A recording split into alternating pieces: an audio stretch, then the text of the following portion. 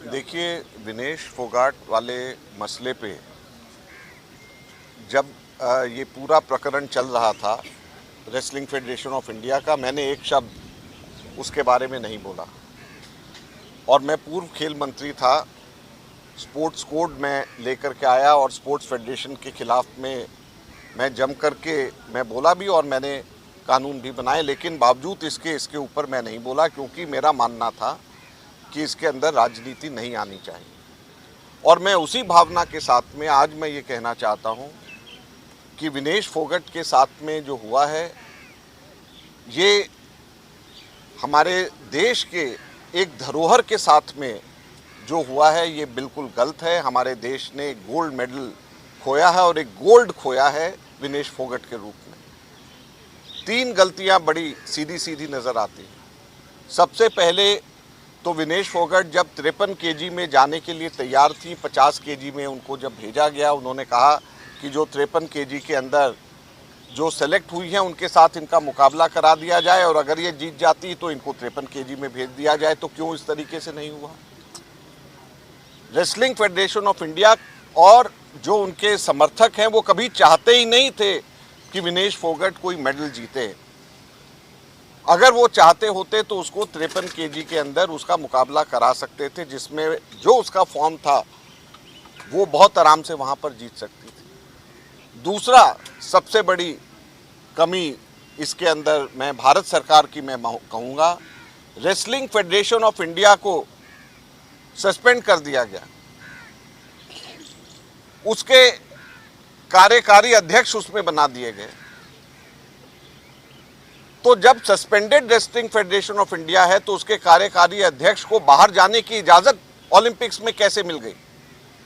हमारे समय के ऊपर, मेरे समय के ऊपर लंदन ओलंपिक्स के अंदर सुरेश कलमाडी जाना चाहते थे एथलेटिक फेडरेशन के तौर के ऊपर।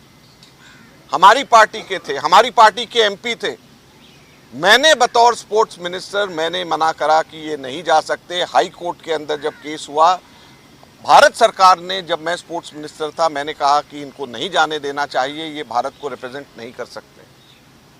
तो इस वक्त कैसे रेसलिंग फेडरेशन ऑफ इंडिया के कार्यकारी अध्यक्ष को इस बार वहां पर भेज दिया गया? इनको रोका जाना चाहिए। आप ये कैसे उम्मीद करते हैं कि 40 दिन लगातार सड़क के ऊपर जो एथलीट जिस फेडरेशन के खिलाफ में लड़ रही हो, वो वहां पे उनकी प्रेजेंस के अंदर अपनी बेस्ट परफॉर्मेंस दे पाए? तो ये कहीं पर भी एथलीट के हिसाब से, भारत के हिसाब से गोल्ड मेडल भारत को मिल जाए, इस हिसाब से नहीं सोचा गया।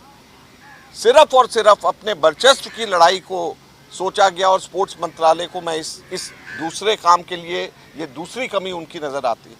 तीसरी कमी जो स्पोर्ट्स मंत्रालय की इसके अंदर बड़ी सीधी सीधी नज़र आती है, स्पोर्ट्स कोड 2011 के अंदर मैं लेकर के आया था और उसके तहत भारत सरकार के पास में ये अधिकार है कि जब भी स्पोर्ट्स बॉडीज़ के अंदर इस तरीके से आपस के अंदर मनमुटाव होता है, झगड़े होते हैं, तो इंडियन ओलंपिक एसोसिएशन और स्पोर्ट्स अथॉरिटी ऑफ इंडिया उसको टेक ओवर करके उसको ठीक कर लेता है। और जब तक ठीक नहीं होता, स्पोर्ट्स अथॉरिटी ऑफ इंडिया और इंडियन ओलंपिक एसोसिएशन उसको, उसके अफेयर्स को मैनेज करती है ताकि सब लोग साथ रहें।